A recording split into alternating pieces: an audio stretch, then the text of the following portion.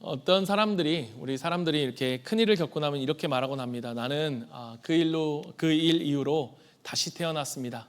나는 새로운 삶을 살게 되었습니다. 라고 하는 이러한 고백 속에는 삶에 대한 완전한 어떠한 변화들, 또 전 존재의 어떠한 변화를 일으킬 만한 그러한 일들 속에 어떤 감격과 기쁨이 담겨져 있죠. 죽음의 가운데 살아난 사람, 또 인생의 전환점을 맞이한 사람, 그러한 어려움 속에서 누군가의 사랑과 돌봄으로 인해서 깊은 절망에서 회복된 사람. 오늘 예수님도 이 다시 태어남에 대해서 말씀하십니다. 그것이 하나님의 나라를 경험하고 살아가는 유일한 길이다. 여러분, 이 다시 태어남이라는 것이 무엇일까? 다시 태어난다는 것만이 하나님을 경험하고 살아가는 유일한 길이라면 우리는 어떻게 해야 거듭날 수 있을까요? 오늘 요한복음 3장을 보면 이 니고데모라고 하는 사람이 밤에 예수님을 찾아옵니다. 그는 정치적으로 종교적으로 굉장히 성공한 사람이었습니다. 이스라엘의 선생이라고 불릴 만큼 말씀에 정통했고 또한 사람들에게 그만큼 영향력도 있었습니다. 그런 그가 왜 예수님을 찾아왔을까? 여러분, 이 밤이라고 하는 시점을 굳이 언급하는 이유는 그것에 대한 사실적인 묘사이기도 하지만 요한복음에서 이 밤이라고 하는 시간은 그러한 단순히 시간 이상의 의미를 지닌다고 볼 수 있습니다. 빛 대신 예수 그리스도, 그러니까 빛의 반대의 개념으로서의 어둠, 낮의 반대의 개념으로서의 밤은 우리에게 있어서 그의 영적인 상태, 그 영적으로 어두운 상태를 가리킨다고 볼 수 있죠. 물론 이 밤이라고 하는 시간을 그가 선택한 이유가 다른 사람들의 눈에 띄지 않으려고 하는 그 마음이 있었다라고 볼 수 있지만, 그럼에도 불구하고 분명한 것은 그에게 예수님을 조금 더 알고자 하는 열망이 있었다는 것은 부인할 수 없는 사실입니다. 그런 그에게 예수님이 말씀하세요. 그런 그가 예수님에게 이렇게 말합니다. 선생님은 하나님께로부터 오신 것이 분명합니다. 여러분, 적어도 호의적인 그러한 태도 아닙니까? 그러한 그 호의적인 말에 예수님의 대답은 조금 의외입니다. 그가 예상하지 못했던 대답을 그가 들었을 거예요. 3절에 보면 뭐라고 이야기합니까? 내가 진실로 진실로 내게 이르노니 사람이 거듭나지 아니하면 하나님의 나라를 볼 수 없다. 어쩌면 여러분, 외적인 성공이나 어떤 도덕성, 신앙의 경력으로 말한다면 누구보다 확실히 그는 하나님의 나라에 가까운 사람일 것이다 말할 수 있는, 그런데 그를 향해서 예수님이 뭐라고 이야기하시냐? 네가 가진 그것으로는 안 된다. 오직 다시 태어나는 것으로만이 하나님의 나라를 볼 수 있고, 그것이 아니고서는 하나님의 나라에 볼 수도 들어갈 수도 없다라고 말씀하시고 계시는 것입니다. 여러분, 이 말씀 가운데 우리가 먼저 좀 함께 묵상하고 싶은 첫 번째는 뭐냐면, 왜 갑자기 요한이 이 하나님의 나라를 말하고 있는가? 즉, 하나님의 나라는 무엇인가라고 하는 것입니다.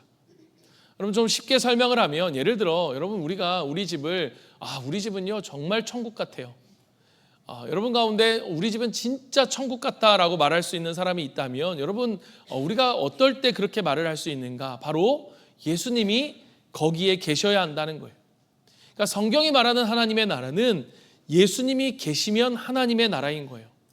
그래서 예수님이 오실 때 천국이 가까이 왔다라고 말씀하시는 이유는 예수님 자신이 곧 하나님의 나라이기 때문입니다. 그래서 우리가 입술로만이 아니라 진실로 예수님이 거기에 계시면 그곳은 생명력 있는 하나님의 나라가 된다는 거예요. 여러분, 제가 이 말씀을 묵상하면서 예전에 한 집사님이 좀 생각이 났습니다. 이 집사님이 아버님이 계셨는데 조금 재산이 있으셨던 거예요. 근데 이 아버님이 돌아가시고 재산을 상속하는 과정 속에서 형제들 간에 좀 긴장이 생겼던 것입니다. 어떻게 보면 당연할지 모르겠어요. 우리가 돈에 약하잖아요. 사실 있으면서도 더 많은 것을 원하는 게 우리죠.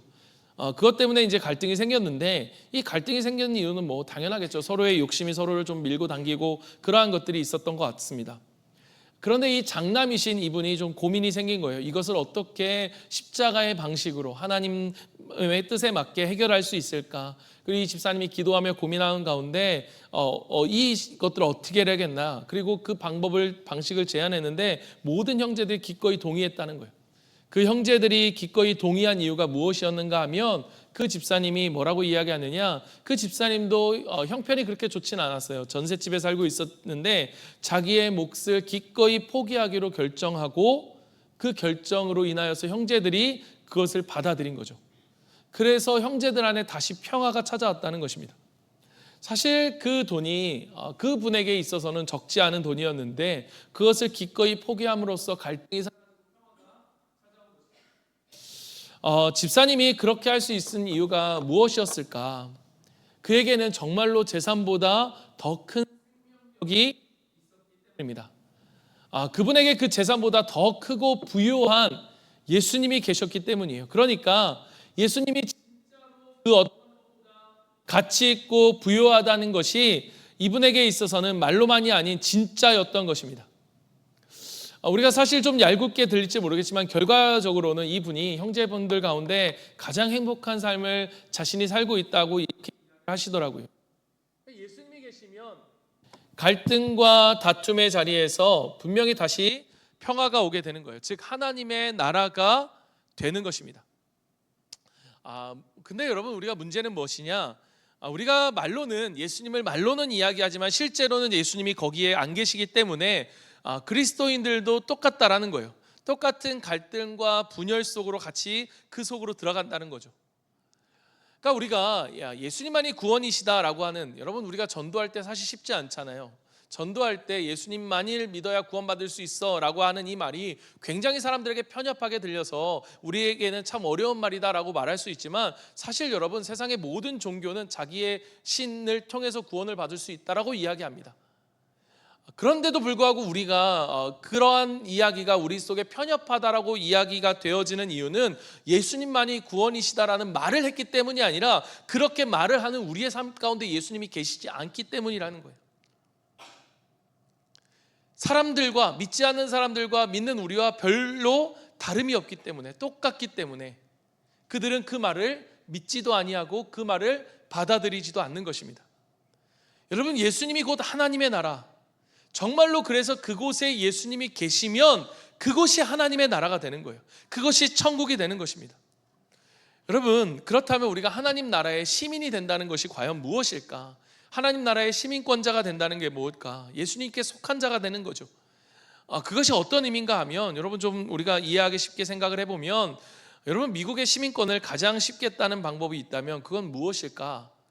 거기서 태어나는 거예요. 우리가 출생지주의 방식이라고 이야기하는데, 여러분 바로 하나님의 나라의 시민권이 바로 그 방식인 것입니다. 그러니까 하나님 나라의 시민권은 태어나면 주어지는 거예요. 그 나라에 태어나면 주어지는 거예요. 그게 뭐냐? 그게 바로 born again, 다시 태어나는 거듭남이라는 것입니다. 그러니까 다시 태어남을 통해서 주어지는 것, 그러니까 우리가 열심히 노력해서 무언가를 해서 자격을 획득해서 우리가 얻어지는 것이 아니라, 그렇게 어렵게 획득하는 것이 아니라 다시 태어남으로 주어지는 것이라는 것입니다. 그렇다면 여러분, 우리가 어떻게 다시 태어날까? 여러분은 어떻게 태어나셨습니까? 여러분 이 세상에 어떻게 태어나셨어요? 여러분이 태어날 때 잘 기억을 못하겠죠? 여러분이 자녀를 낳아봤다면, 여러분 자녀를 낳을 때 어떻게 자녀를 낳으셨습니까? 자녀의 입장에서 한번 생각해 보면 주도적으로 행할 수 있는 게 있을까? 내가 어떤 부모에게서 태어날 수 있을지 부모를 선택한다든가, 어떤 나라에서 태어날지 나라를 선택한다든가, 어떨 때 태어나고 싶을지 시기와 어떤 시대를 선택한다든가, 그런 게 전혀 없지요. 내가 어머니의 자궁 밖으로 나갈 때 언제 나갈지조차도 나는 결정할 수가 없는 거예요. 어떤 것도 선택할 수가 없죠. 그냥 생명이 주어지고 부모가 주어지고 결정한 때에, 정해진 때에 그냥 나오게 되어 있는 거예요. 그러니까 이 탄생에, 이 태어남에 있어서는 철저히 뭡니까? 수동적인 거죠. 여러분 거듭남, born again, 다시 태어남도 마찬가지라는 거예요. 우리가 다시 태어날 때 우리 가운데 일어나는 일들이 무엇이냐? 여러분 우리가 세상에 믿을 게 아무것도 없다는 사실을 우리 가운데 반복적으로 경험하는 그 어느 날, 내가 의지했던 의지했던 것들이 무너지고 사라지고 깨어지는 그 현실을 우리가 직시하는 그때, 이 세상에 정말로 믿을 게 아무것도 없음을 깨닫는 그 순간, 갑자기 우리는 예수님이 믿어지는 거예요.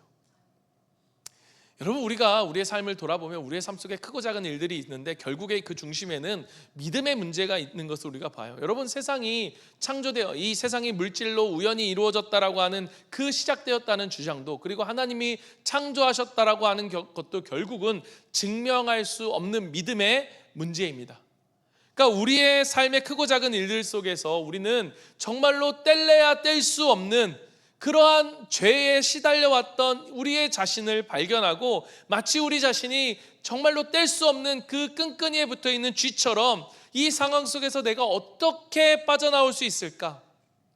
그 속에서 누군가 무언가 우리를 건져줄 그 구원자를 간절히 기다리게 되는 거죠. 그런데 이 땅에서 나를 구해줄 사람이, 이 절망 속에서 건져줄 사람이 아무것도 없다라고 하는 그 절망 속에서 어느 순간 비로소 우리는 하늘로부터 하나님의 아들이 나를 위해서 죽으셨다는 이 말도 안 되는 신비한 사실이 믿어지기 시작합니다. 그리고 이 믿음이 우리의 삶을 바꾸기 시작하는 거예요. 여러분, 이 믿음이 내 안에 들어오면 어떠한 일이 일어나는가 하면, 여러분, 어떠한 일이 일어납니까? 남편을 보는 눈이 달라져요. 이전에는 정말 얄밉고 그냥 이렇고 싶은 남편이 어떻게 해요? 사랑스럽게 바뀌기 시작하고, 자녀들을 바라보는 눈이 바뀌고 세상을 바라보는 눈이 바뀌어지는 거죠. 기준이 달라지는 거예요. 이전에는 나 중심적으로 내 이익과 손해만을 따지며 판단하던 그러한 시선들이 이제는 그 사람의 삶과 그 사람의 아픔과 그 사람의 존재를 자체를 경외하는 시선으로 바뀌어지는 거예요. 그렇게 우리는 새로운 선택을 하게 되고 새로운 인생을 살아가게 되는 것입니다. 여러분, 오늘날 세상 속에서 우리 세상은 우리에게 얼마나 많은 메시지를 주느냐. 여러분, 인터넷을 켜고 책을 한번 펴보면 세상은 우리에게 끊임없이 말합니다. 내 말대로 하면 너의 삶이 달라질 거야. 내 말대로 하면 너 살 뺄 수 있어. 내 말대로 하면 건강하게 살 수 있어. 요거 하나씩 꾸준히 먹으면 너 건강 분명히 내가 보장한다.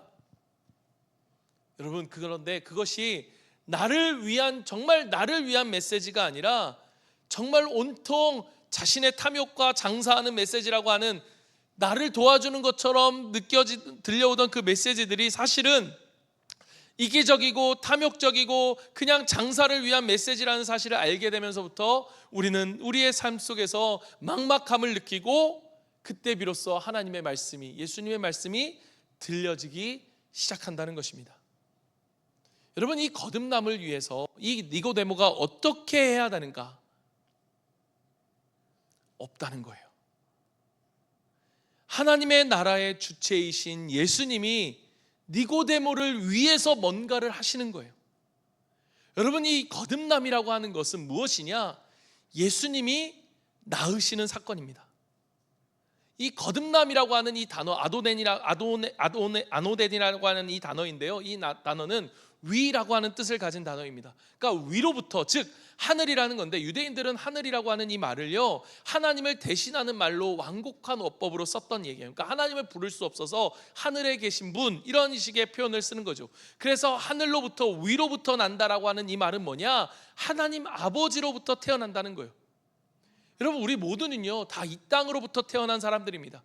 여러분, 이 땅은요 죄라고 하는 이 치명적인 바이러스에 완벽하게 오염되어 있어요. 따라서 하나님으로부터, 이 땅으로 태어난 우리가 하나님으로부터 태어나려면, 다시 태어나려면 어떻게 해야 되느냐? 하늘로부터 오신 분을 통해서 태어나야만 한다는 거죠. 여러분, 어떻게 하느냐? 어떻게 우리가 하늘로부터, 하나님으로부터 다시 태어날 수 있느냐라고 하는 것이 오늘 우리가 묵상하는 이 말씀의 핵심인 거예요. 여러분, 한번 생각해 보십시오. 모든 탄생의 핵심이 뭐가 있습니까? 모든 탄생의 핵심이 뭐가 있냐? 사랑이 있습니다. 여러분, 물론 사랑 없이 태어난 생명도 있습니다. 그러나 사랑 없이 태어난 생명은 참 사랑을 만나기 전까지는 여러분 죽음의 그늘 아래 있게 되는 거예요. 그게 이 세상이, 우리 속에 우리가 보는 이 세상의 비극인 거죠. 이 세상에 그것으로 가득 차 있는 거예요. 그러나 여러분, 고귀한 생명은 정말로 사랑으로 통해서만이 태어나는 생명인 거예요. 그 사랑의 핵심이 뭐냐? 그 사랑의 핵심이 뭐냐? 지난주에 우리가 나누었던 그 사랑의 핵심이 바로 자기 희생과 헌신이에요. 여러분, 부모가 자녀를 잉태하는 데 있어서 그 자녀를 낳는 그 모습을 보면서 우리가 뭐를 느낍니까? 전율을 느끼죠. 고귀함을 느끼죠. 생명의 고귀함을 느끼는 이유가 뭐냐? 그 생명이 잉태되기까지, 그리고 잉태되기까지 자라나서 자라기까지 모든 과정 속에서 반드시 치러져야만 하는 그 사랑의 대가, 그 희생이 있기 때문에 그 생명이 존귀한 거예요. 그런데 이 세상의 수많은 생명들이 사랑 대신에 욕망과 무책임함에 맡겨진 채 죽음의 그늘 아래 신음하고 있어요. 모든 것을 가지고 있는 가정에서조차도 부모가 가진 그 욕심 때문에 그 자녀는 죽음의 그늘 아래 있을 수 있다는 거죠. 여러분, 그 생명은 참 사랑을 만나서 다시 태어나야만 하는 거예요. 그래야만 생명이 되는 거예요. 여러분, 그래서요, 여러분, 우리 지금 예수님께서 이 거듭남에 대해서 말씀하실 때 여러분, 우리는 그 속에서 무엇을 보게 되느냐? 여기서 무엇을 보게 됩니까? 생명의 고귀함을 보게 되는 거예요. 자신의 온 몸으로 감당하실 십자가의 사랑을 우리는 보게 되는 거예요. 그 십자가에서 온몸이 찢겨지는 그 희생의 사랑으로 예수님은 우리를 낳으신 거예요. 예수님은 몸으로 우리를 낳으신 거예요. 그런데 여러분, 우리가 그 사랑을 보며 그 사랑의 희생이라고 하는 이 가치를 우습게 생각하잖아요. 여전히 그 사랑을 의심하고 믿지 못하잖아요. 그게 바로 니고데모의 말이었어요. 4절에 보십시오.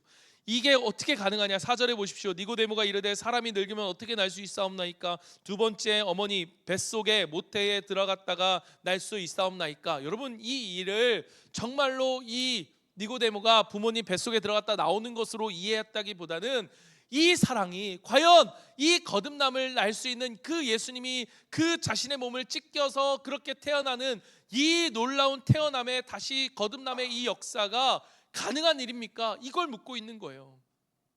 그만큼 사람은요, 자기의 경험과 사고의 체계 속에 갇혀져 있거든요. 여러분, 예수님의 십자가의 사건은 역사적 사건이기 때문에 우리가 그렇다 하더라도 그것이 나를 향한 희생의 사랑으로 하나님의 아들, 즉 나를 위해 죽으신 하나님의 아들이 죽으신 그 사건이다라고 하는 이 사실은 믿을 수가 없는 거예요. 우리의 가치관 속에서는, 우리의 생각 속에서는 말도 안 되는 거예요. 어떻게 그런 일이 있을 수 있냐? 그러한 그에게 대답하신 말씀이 바로 5절이에요. 여러분, 5절을 보십시오. 예수께서 대답하시되 진실로 진실로 내게 이르노니 사람이 물과 성령으로 나지 아니하면 하나님 나라에 들어갈 수 없느니라. 여러분, 제가 이 말씀을 설명하려고 이 말씀이 설명해야 되는데 지금 시간이 많이 갔어요. 제가 이 설명을 하면 여러분이 절망할 것 같아서 요거는 조금 넘어갈게요. 근데 여러분, 이 말씀이요, 에스겔 말씀에 우리를 향해서 말씀하시는 그 맑은 물과 정결하게 하는 그 물로 우리를 새롭게 하신다. 그리고 이것이 이 맑은 물이라고 하는 건 생명의 근원을 얘기하는 거거든요. 생명의 근원.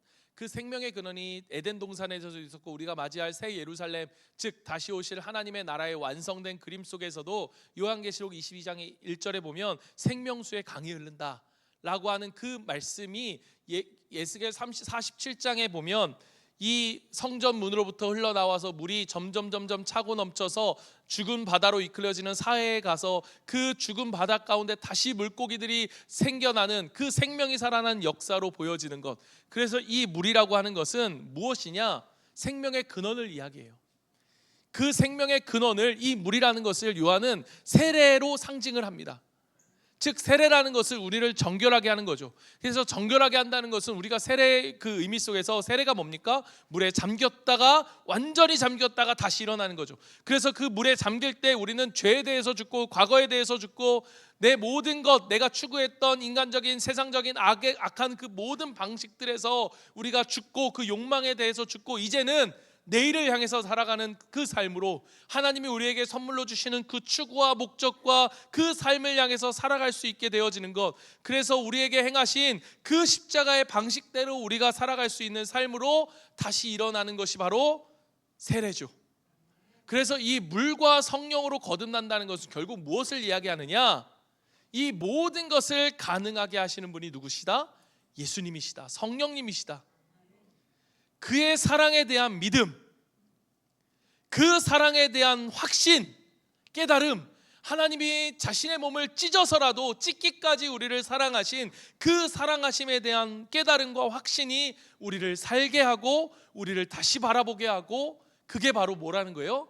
거듭남이라는 거예요.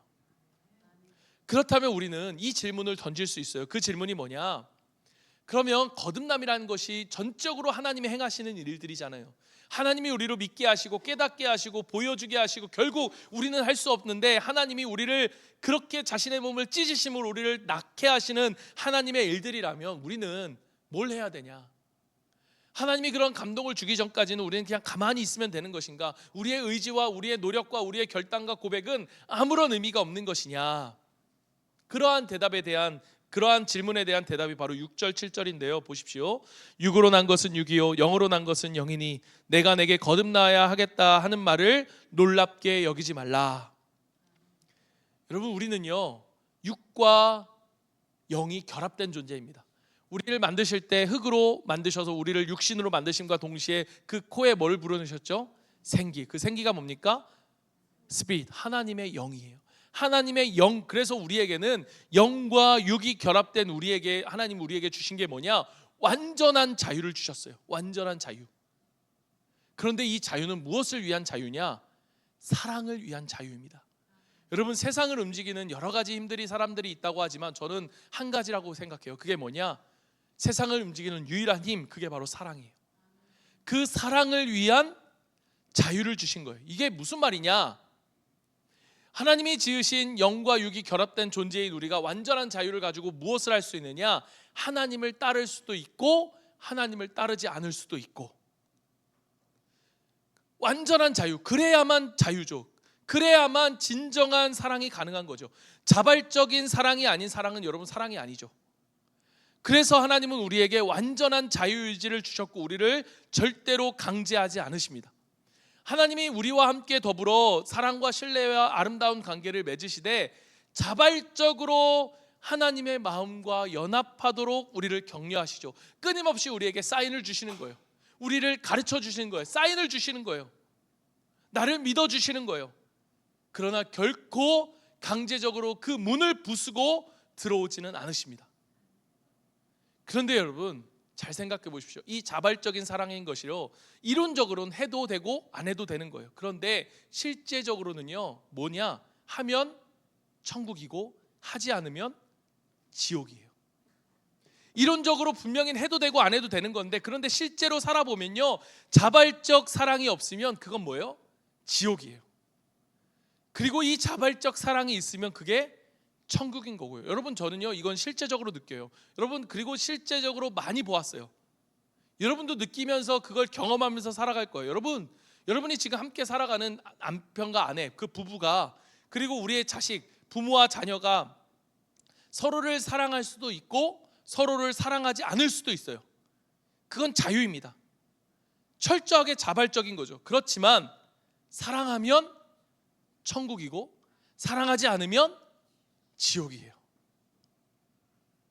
마찬가지로 여러분, 우리가 하나님의 형상으로 지음받은 우리가, 하나님의 영으로 지음받은, 육과 영이 결합으로 지음받은 우리가 하나님 그 나라의 천국의 생명에 머물려면 자발적인 사랑의 관계 안에서 지속적으로 머물러 있어야 이 천국이 우리 가운데 주어진다는 것입니다. 그런데 사람들은 이 자유로 사랑을 망가뜨려 버렸습니다.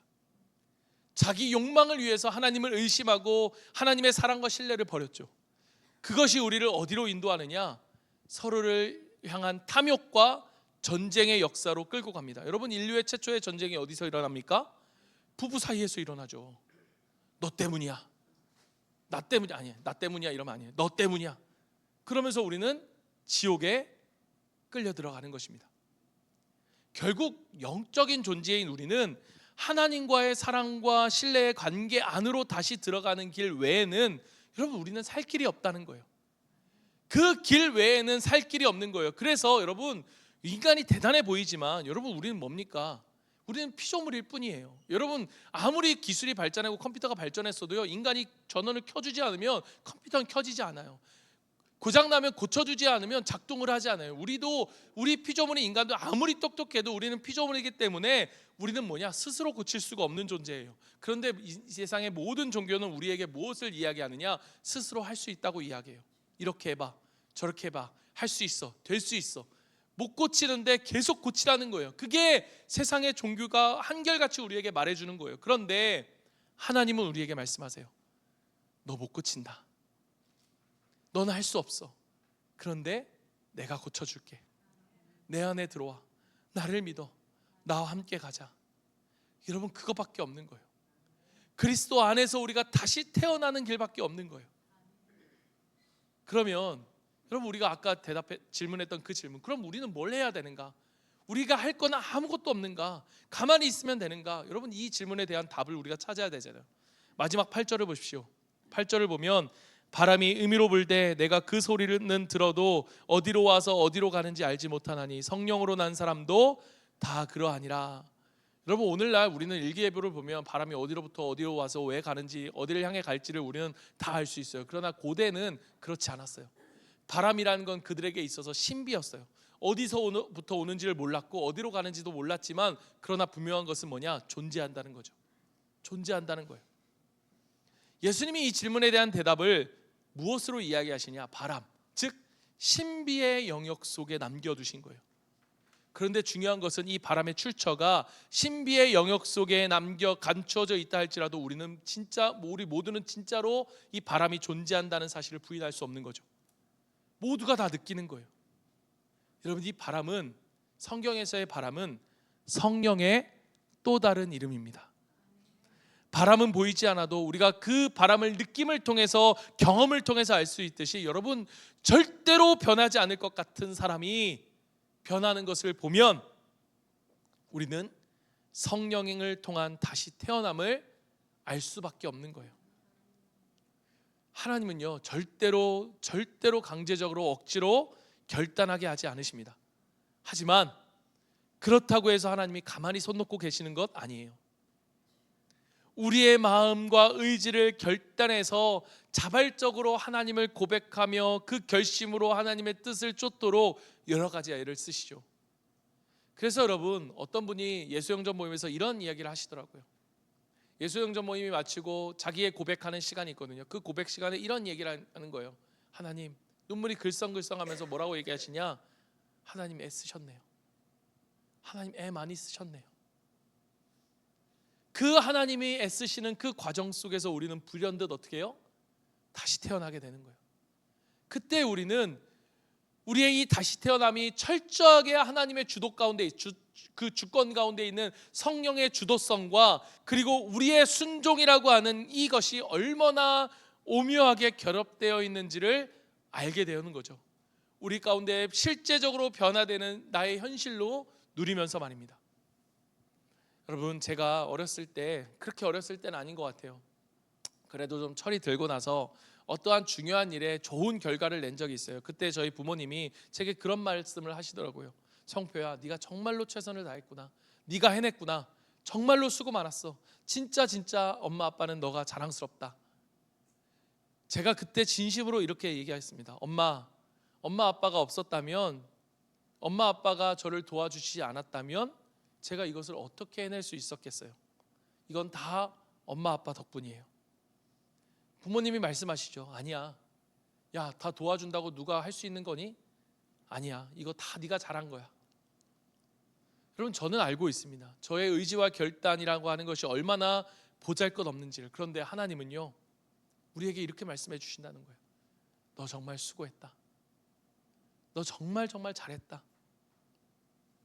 아니에요. 모든 것이 하나님 덕분이고 하나님이 하신 거예요. 저는 정말로 한 게 없어요. 하나님의 은혜입니다. 아니야. 정말 잘했어. 정말 수고했어. 여러분, 이 안에 있는 신비, 하나님의 전적인 은혜와 우리의 전적인 노력과 순종, 이 둘의, 이 모든 것이 진실이라고 하는 이 신비가, 여러분, 우리가 다 이해되지 않아도 이것이 바로 우리 가운데 이루어지는 실제라는 것입니다. 정말로 우리가 한 것이 없는 것 같은데, 그런데 놀라운 일이 일어난 거예요. 내가 변하고 있는 거예요. 그리고 어떤 변화를 내가 이뤄내고 있는 거죠. 그래서 내 주변의 사람들이 함께 기뻐하면서 내 주변으로 내 변화를 인해서 다른 사람들, 내 주변의 이 변화들이 점점 더 확장되어져 있다가 가는 것, 내 가족이 행복해져 가고 내 목장이 행복해져 가는 것. 여러분, 이것을 우리가 무엇으로 설명할 수 있겠습니까? 바람이 음으로 불매 어디로 와서 어디로 가는지 알지 못하는 것처럼 우리는 알 수 없지만, 그러나 그 바람의 실체를 아는 것처럼 이 모든 것이 성령의 역사이고 사랑의 역사임을 우리는 알게 된다는 것입니다. 말씀을 마칩니다. 여러분, 다시 태어남 없이는 하나님의 나라를 볼 수 없습니다. 이건 100% 하나님의 역사입니다. 그런데 그 하나님이 오늘 우리에게 요구하세요. 하나님, 나를 새롭게 해주십시오. 그 자발적인 사랑으로 하나님 앞에 나아오기를 우리에게 요구하신다는 거예요. 여러분, 저는 이것을 끊임없는 하나님의 추적이라고 말하고 싶어요. 어떤 분이 저에게 그렇게 말씀하시더라고요. 이게 하나님의 사인인지 모르겠지만 이게 사인이라면 하나님이 끊임없이 나에게 사인을 주고 계신다. 사람들을 통해서, 배우자를 통해서, 누군가를 통해서 끊임없이 사인을 주신 거예요. 아까 이명순 집사님이 그 간증하는 가운데 저는 그게 하나님의 사인이라고 믿어요. 분명히 나는 할 수 없고 내 몸은 할 수 없는 상황이고 할 수 없지만 하나님이 주신 사인, 그 사인, 집요한 하나님의 사인 때문에 어떻게 해요? 자발적으로 하나님께 나아가는 거죠. 이 하나님 앞에 우리가 정말로 나를 변화시켜 주십시오 라고 하는 이 말은 어디 한번 할 수 있으면 해보십시오 라고 하는 그 말이 아니에요. 하나님을 향한 자발적이고 간절한 사랑의 요청인 거예요. 그 자발적으로 하나님 앞에 나오는 자들 가운데 하나님은 100% 하나님의 은혜로 우리의 보잘것없는 그 노력과 의지와 고백이지만 그 고백을 통해서 하나님은 역사하신다는 것입니다. 이게 놀라운 은혜예요. 사랑하는 성도 여러분, 이 말만 하고 마칠게요. 여러분, 이 예배가 중요한 이유가 바로 여기에 있어요. 여러분, 제가 오늘 그 칼럼에도 여러분 읽었었지만 여러분 칼럼 꼭 읽으십시오. 제가 그 칼럼을 쓰기에 일주일을 고민하면서 쓰는 칼럼이거든요. 그 칼럼 가운데 하나님이 우리 공동체에 무슨 말을 해주실까, 이 마음을 가지고 쓰는 말이거든요. 여러분, 제가 거기에 헌신당 기도, 헌신대 기도에 대해서 이야기했어요. 왜 헌신대 기도가 축복의 자리냐, 왜 헌신대 기도가 우리에게 중요하느냐. 여러분, 그것이 뭐냐, 자발적인 사랑의 고백이기 때문이에요. 하나님이 그것을 통해 역사하신다는 거예요. 우리에게 믿음을 주시고 그 믿음으로 내 삶을 새롭게 하세요. 우리의 가정을 새롭게 하시고 우리의 가정이 하나님의 나라가 되게 하세요. 우리의 자발적인 순종과 결단을 통해서 하나님이 그 일을 하신다는 거예요. 이게 하나님의 은혜이기 때문인 거예요. 이것이 빠지면 여러분, 우리의 예배는 아무런 의미가 없는 거예요. 여러분, 여러분의 마음을 열고 하나님 앞에 나오십시오.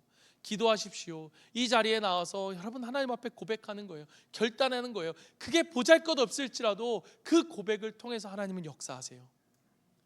이 새롭게 하심의 역사가, 다시 태어나게 하시는 그 역사가, 그 역사를 통해 우리의 삶 가운데 부요함을 누리며 살아가는 저와 여러분이 되기를 간절히 바랍니다.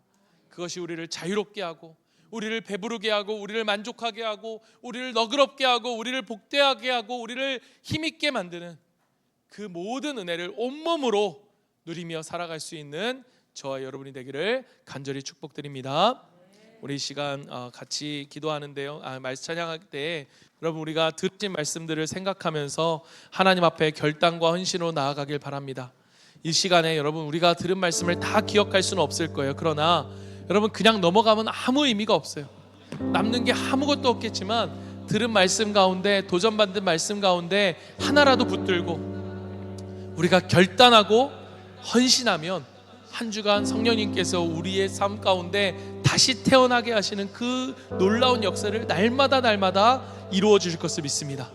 오늘 말씀을 듣고 하나님 앞에 새롭게 헌신하기 분들은, 그리고 한 주간 말씀대로 정말로 살아보겠다라고 결단하고 또 이 가운데 새로 와서 정말로 이 교회에 등록하고 싶은 그러한 마음들이 있거나, 또 헌신하고 싶은 마음들, 또 개인적으로 기도하고 싶은 마음들, 정말로 질병이 있어서 그 마음에 질병 치유받기 원하는 분들, 또 고민 가운데 해결받기 원하는 분들이 있다면 여러분 앞에 나와서 헌신의 카드를 적고 우리가 같이 기도했으면 좋겠고요. 우리 시간 다 같이 일어나서 우리 마지막으로 찬양하면서 우리 고백하며 결단하며 주님 앞에 나아갑니다.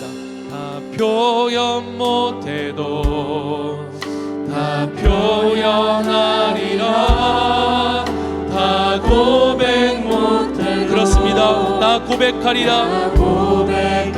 우리의 그 연약한 고백을, 우리의 연약한 결단을 주님은 받아주십니다. 주님, 우리가 주님을 닮기 원합니다. 주님 말씀대로 살기 원합니다. 우리에게 고백을 받으시는 주님을 찬양합니다. 다 표현 못해도 표현 못해도 다 표현하리라. 다 고백 못해도 나 고백하리라. 다 할 수 없어도 나 알아가리라. 결단합니다. 고백합니다. 주님, 내가 주님을 닮아가기로 합니다.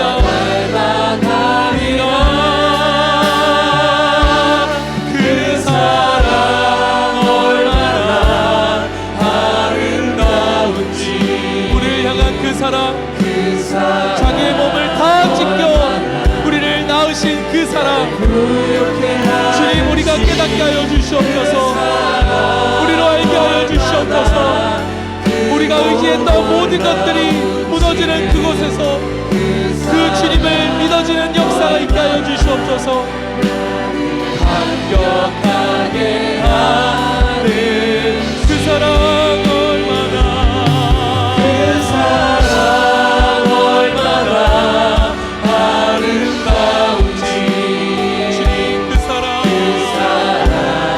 얼마나 나를 부욕케 하시는 하나님의 사랑, 주님, 우리로 나아가게 하여 주시옵소서.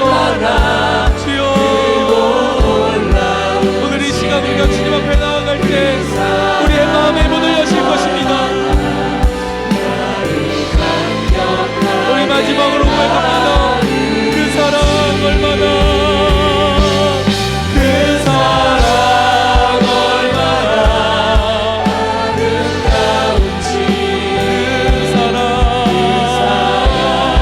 얼마나 나를 부욕케 하는지. 그 사랑 얼마나 크고 놀라운지는. 그 사랑 얼마나 나를 감격하게. 우리 시간 함께 기도하며 나아갈 때 그럼 우리의 결단과 고백을 하나님은 받으십니다. 우리를 새롭게 태어나게 하시는, 우리의 눈을 열고 그 믿음을 주시는 하나님이십니다. 이것은 하나님의 일이에요. 그러나 하나님은 우리를 새롭게 해달라고 하는 그 고백을, 그 결단을 통해서 하나님은 역사하십니다. 오늘 우리의 고백이 비록 완전하지 못하다 할지라도 여러분의 입술로 고백하십시오. 오랜 시간 동안 하나님을 떠나왔던 분들이 있다면 여러분 이 시간 다시 한번 고백하십시오.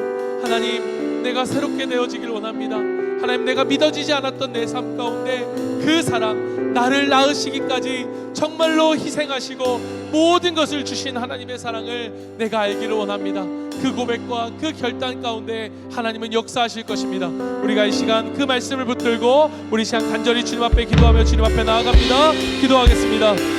오 하나님 아버지, 주님 그렇습니다. 하나님 아버지, 우리의 삶 가운데 역사하시는 주님, 이 시간에 주님 앞에 나와 기도하는 하나님 아버지, 주님의 자녀들의 기도와 헌신의 결단과 고백을 주님 받아주시고 하나님 아버지, 결단하는 자들마다 하나님을 보게 되는 놀라운 은혜의 역사가 있게 하여 주시옵소서. 새롭게 함의 역사가 있게 하여 주시옵소서. 하나님을 잊을 때 의심했던 자들, 하나님 아버지, 주님의 자녀로 하나님이 우리를 낳으셨지만 하나님 낳으신 그 사랑을 의심하고 하나님 깨닫지 못했던 우리의 마음들이 있다면 이 시간 주님 앞에 나와 결단하고 헌신하고 고백하는 아버지 이 마음, 하나님, 내가 하나님 더 알기를 원합니다. 주님 뜻대로 살기를 원합니다. 주여, 내가 나를 깨닫게 하여 주시옵소서. 내 눈을 열어주시옵소서. 고백하고 결단하는 아버지, 우리 사랑하는 모든 성도들 가운데 역사하여 주시옵소서. 도와주시옵소서. 주님, 주님의 일을 행하여 주시옵소서. 우리가 바람처럼 불어와 어디로 가서 어디로 가는지 모르는 그러한 놀라운 신비이지만 하나님, 오늘 우리의 삶 가운데 우리가 자발적으로 고백하고 주님 앞에 나아가는 우리의 사랑을 결코 가볍게 여기시지 아니하시는 주님을 믿으며 나아가오니 우리가 차원하는 마음으로 주님 앞에 나아가 우리의 마음을 결단하고 헌신하고 기도하는 우리 모든 예배가 될 수 있도록 역사하여 주시옵소서. 주님, 아버지, 주님 도와주시옵소서. 우리를 새롭게 하여 주시옵소서.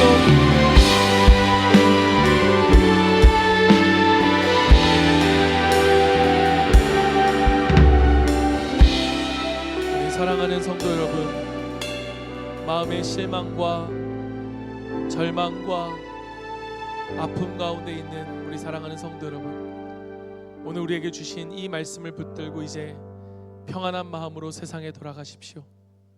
선한 일에 용기를 가지시며 악을 악으로 갚지 마십시오. 항상 연약한 자를 도우시며 병든 자를 찾아보시며 곤란당하는 이웃을 위로하십시오. 모든 사람을 존경하시며 주님께 봉사하고 주님을 사랑하십시오. 모든 일을 사랑과 믿음으로 행하시며 어떤 일에도 낙심하지 말고 소망을 포기하지 마십시오. 그리고 거룩하신 성령께 순종하여 기쁨과 감사의 생활을 해 나가시길 바랍니다. 그러할 때 우리 하나님 아버지는 여러분을 항상 도와주실 것입니다. 이제는 우리 주 예수 그리스도의 은혜와 하나님의 크신 사랑과 성령님의 함께 하심이 오늘 우리에게 주신 그 자유로 주님을 사랑하기를 결단하고 하나님을 닮아가기를 결단하고 하나님 나를 새롭게 해달라고 기도하고 고백하고 결단하고 나아가는 그 자발적인 마음으로 주님 앞에 한 걸음 나아가는 우리 사랑하는 모든 성도들 머리 위에 그들의 삶의 자리 위에 하나님 이제부터 영원까지 항상 함께 있을지어다. 아멘. 주님 그렇습니다. 하나님 우리가 결단하고 고백하며 헌신하며 나아가오니 주님 이 사랑의 자발적인 사랑의 희생이 우리로 하여금 우리를 새롭게 하시는 성령의 역사로 나타나게 하여 주시옵소서.